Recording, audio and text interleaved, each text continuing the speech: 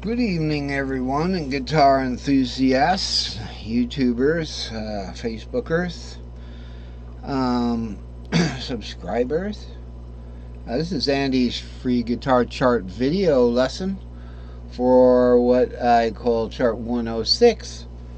And it's not meant to be so numeric. It's Wednesday night, so it was a fairly good day. Um, I had my workout, so. But really, I didn't want to overdo it. I work out everything, legs. The only thing I regret is I didn't go running today because of the rain. But it's been a nice day so far, so I think I'm up to a lesson to bring it to you.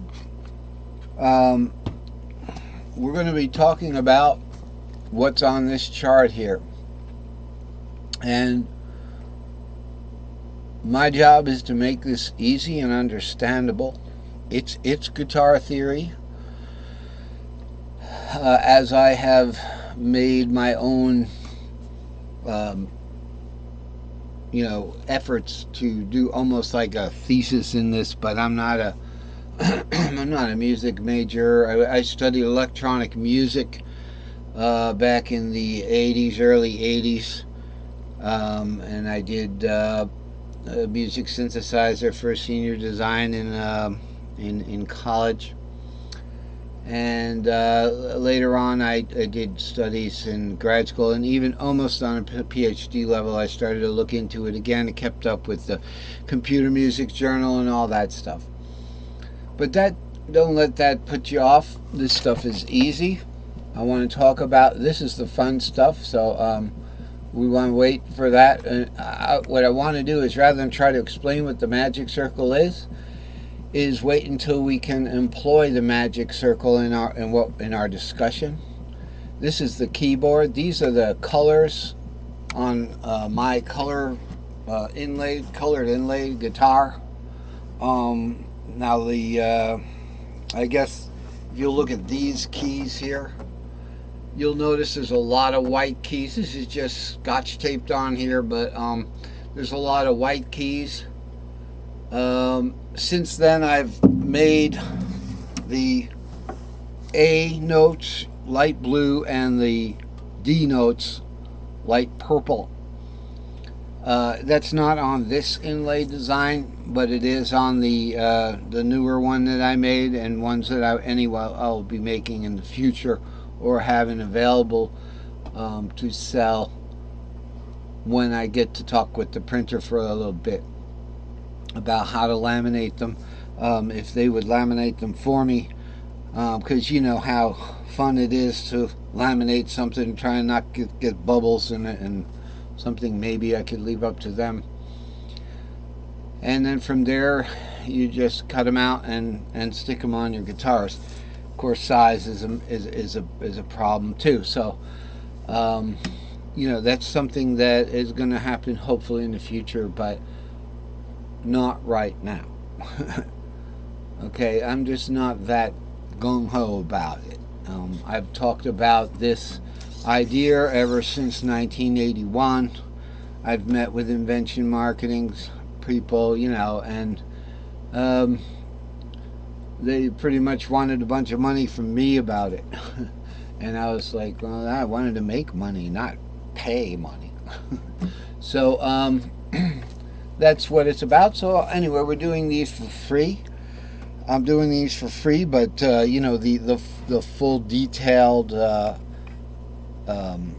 charts will be available for a nominal fee when I get around to organizing them, and then they'll be transferred hopefully digitally, if not along with the packets, with the inlays, and CD or whatever you want. If I get a file transfer program going, because they're pretty big. These files are pretty big. This file particularly is the chart itself.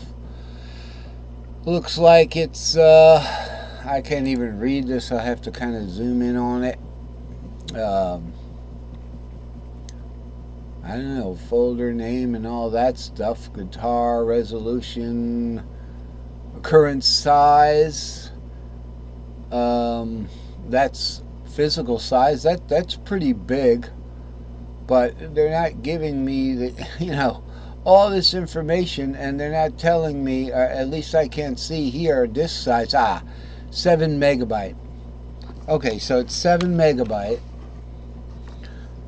and you talk about 100 charts. Okay, that's 700 megabyte. So they fit pretty easily on a 4.3 or 4.2 gigabyte disk. Anyway, that's something in the future. I just want to give you a little background about that. Now here we go. So these are the these are the keyboard colors.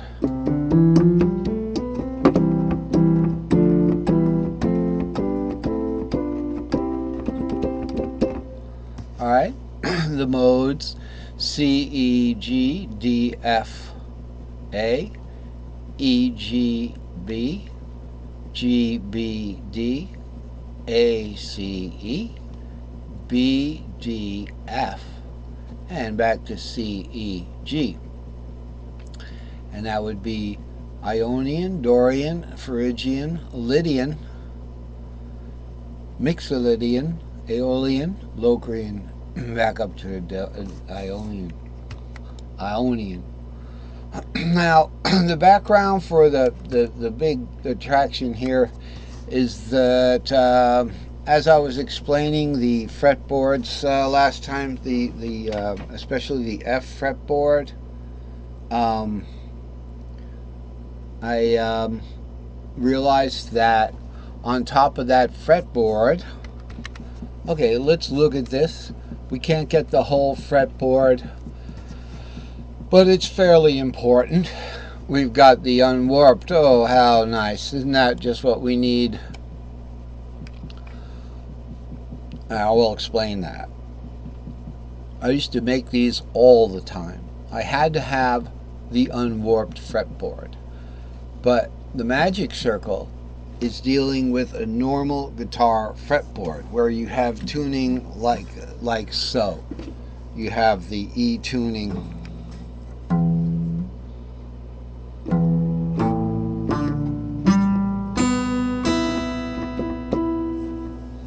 Okay, still buzzing there. And as opposed to the tuning of the unwarped fretboard, all right, say starting from that R there, it would be something like this.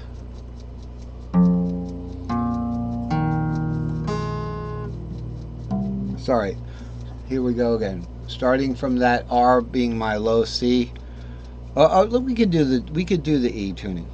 It'll be like this. If R was E, let's say that was E.